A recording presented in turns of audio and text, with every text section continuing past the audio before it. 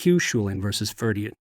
He fought for 3 days without sleep, without food, and without asking for mercy because the man across the ford was the closest thing he had to a brother. This is the story of Chulainn and Ferdiad. Ireland in the Age of Legend. 2 boys trained together under the warrior woman Scathach on an island where she taught the deadliest fighters in the world. They swore an oath of brotherhood. Years later, a queen went to war, and Ferdiad was on the losing side of a bribe he couldn't refuse. Given a choice, fight his brother or be branded a coward for the rest of his life. He chose the ford. For 3 days they fought, sword, spear, then finally the gabolg, a barbed spear Chulainn had been forbidden to use on anyone but a mortal enemy. Each night they stopped, tended each other's wounds, and shared food and medicine because the war belonged to the queen, not to them. Then they went back to killing each other in the morning. On the 4th day, Chulainn used the gabolg. It struck Ferdiad below the ribs and did not stop until it had passed through him completely. As Ferdiad died, Chulainn didn't celebrate. He carried the body across the ford himself so it wouldn't lie on the enemy's side, and wept over the man he just killed. He is said to have never fully recovered from it. In Irish tradition, the ford is still named after Ferdiad today, a place named for the loser, because the story was never really about who won. Sohrab and Rostam. A father spent an entire duel refusing to believe the young warrior in front of him was as good as he was, and only realized why after he'd already driven a blade through him. This is the story of Rostam and his son Sohrab. Persia, as told in the Shahnameh, the Book of Kings. Rostam, the greatest champion of Persia, had once fathered a son in a foreign land and never returned to raise him. That son, Sohrab, grew up hearing stories of a legendary father he'd never met, and grew into a warrior powerful enough to march an army against Persia itself, hoping the fighting would draw his father out and reunite them. It worked, but not the way he hoped. The 2 armies agreed to settle the war with single combat, champion against champion. Neither man gave his real name. Rostam fought under a disguise. Sohrab, suspicious, asked twice if his opponent was truly Rostam, and was lied to both times. They fought for 2 days. On the first, Sohrab had his father pinned and could have ended it, and hesitated, unwilling to kill so easily. Rostam did not return the mercy. On the second day, Rostam struck him down. As Sohrab lay dying, he told his killer that his father, the great Rostam, would avenge him. Rostam asked for proof it was true, and Sohrab showed him the armband his mother had given him, a gift from Rostam himself years before.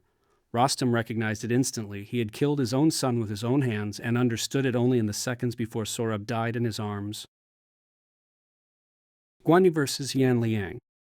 He rode alone into an entire enemy formation, killed their general in front of his own troops, and rode back out. And unlike almost everything else in his legend, this part is real.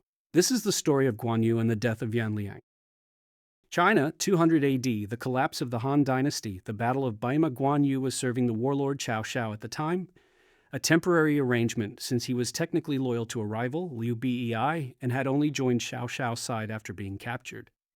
Cao Cao's forces were besieged, and the enemy general Liang held the field. Cao Cao needed him gone. Guan Yu didn't wait for a formation or an order. Historical record, not legend, the actual Chinese chronicles, states he charged directly into Liang's army, cut through the ranks alone, killed Liang, and cut off his head before riding back through the same enemy lines. No other general in the army could touch him. It broke the siege on the spot. Cao Cao was so impressed he tried to keep Guan Yu permanently, showering him with gifts, titles, and horses. Guan Yu accepted the horses, wrote a letter of thanks, and left anyway. He'd only agreed to help until his debt was repaid, and he had no intention of abandoning Liu Bei. Centuries later, this single ride turned Guan Yu into a god in Chinese folk religion, worshipped today as a deity of loyalty and war in temples across Asia for a debt he considered already paid. The Duel of Jarnac. The crowd had already placed their bets and written him off before the fight even started, so when he won in 11 seconds, French even created a phrase for it that people still use 500 years later. This is the Duel of Jarnac. France, 1547. Guy Chabot, Baron de Jarnac, had been publicly accused by a rival, François de Vivonne, of an affair with his own stepmother. A humiliating, career-ending rumor spread at the royal court. The only way to answer an accusation like that was blood. King Henry personally authorized a formal duel, and the entire court turned out to watch, certain of the outcome. Vivonne was older, larger, and a far more experienced fighter. Jarnac was expected to lose badly. He'd spent the weeks before the duel secretly training with an Italian fencing master, who taught him one unconventional technique nobody at court had ever seen used in a real duel: a low strike to the back of the leg. When the fight began, Vivonne came in expecting a conventional exchange. Jarnac dropped low and cut the tendon behind his opponent's knee. Vivonne collapsed instantly, unable to stand effectively finish before the duel had even become a real fight.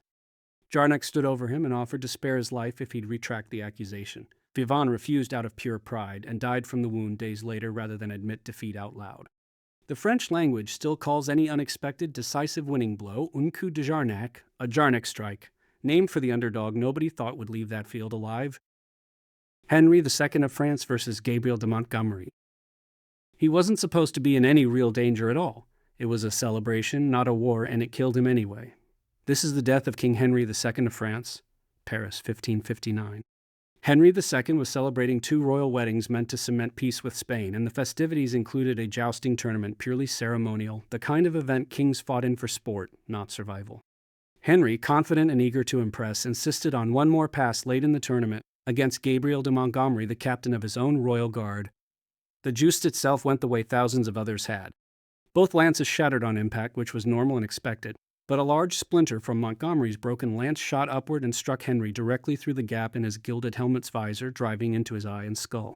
He didn't die immediately. He lingered for 10 agonizing days while royal surgeons, including some of the most skilled in Europe, tried and failed to save him. Montgomery, horrified, hadn't done anything against the rules of the sport. It was a freak accident, an event designed specifically to not be lethal. He fled France anyway, fearing execution, and spent years in exile before eventually being captured and beheaded decades later for unrelated religious wars. Henry's widow, Catherine de' Medici, was so shaken by the manner of his death that she banned jousting in France entirely, ending a centuries-old royal tradition because of one splinter from one lance in one event nobody thought could actually kill a king. Andrew Jackson versus Charles Dickinson. He took a bullet directly in the chest, stayed on his feet through sheer refusal to fall, and still killed the man who shot him. This is the duel between Andrew Jackson and Charles Dickinson. Tennessee, 1806. Long before he was president, Jackson was a hot-tempered lawyer and horse breeder with a reputation for taking insults personally. Dickinson, a skilled marksman known for never missing, insulted Jackson's wife in print during an escalating feud over a horse race and unpaid debts. Jackson, notoriously protective of his wife's honor, demanded satisfaction. Both men knew Dickinson would likely fire first and fire true. He was considered one of the best shots in the state. Jackson's strategy was cold and simple. Let Dickinson take his shot, absorb it, and take his own time firing back. Dickinson's bullet struck Jackson directly in the chest, cracking ribs and lodging so close to his heart that doctors never dared remove it. Jackson swayed, pressed his arm to the wound, and didn't go down. Stunned that Jackson was still standing, Dickinson stepped back in shock. Dueling code required him to hold his ground. Jackson took aim, and his pistol misfired on the first pull, which under the rules should have ended the duel in Dickinson's favor. Jackson cocked it again anyway and fired a second time, killing Dickinson on the spot. He carried that bullet in his chest for the rest of his life, along with chronic pain that plagued him all the way through 2 terms as President of the United States, a wound he considered a small price for staying upright. Alexander Pushkin versus Georges Dantes. Russia's greatest poet spent his life writing about the honor culture of dueling, and it was that exact culture that killed him at 37. This is the death of Alexander Pushkin. St. Petersburg, 1837. Pushkin was already a national literary icon, married to Natalia Goncharova, one of the most sought-after women at the Russian court. Georges Dantes, a French officer serving in the Russian Imperial Guard, began openly pursuing Natalia, fueling court gossip and anonymous letters mocking Pushkin as a cuckold. Pushkin, proud and increasingly humiliated in public, challenged him. The duel took place in the snow outside the city. Both men fired from close range, the kind of distance where a duel was rarely survived by both parties. Dantes fired first and struck Pushkin in the abdomen, a wound that, in 1837 Russia, was essentially a death sentence since there was no real treatment for internal bleeding of that kind. Pushkin, gravely wounded and bleeding into the snow, still managed to raise his own pistol and fire back, wounding Dantes in the arm before collapsing. He was carried home and lived for 2 more agonizing days in enough pain that even those attending him were shaken by his suffering. He used the time to write farewell letters and settle his affairs, reportedly forgiving Dantes before he died. All of Russia mourned him as a literary catastrophe, the country's greatest writer, undone not by war, disease, or age, but by exactly the same rigid, romantic code of honor that filled the pages of his own poetry. The government, fearing public unrest, quietly moved his funeral to a smaller church and had his body smuggled out of the city at night to avoid a mass gathering of mourners.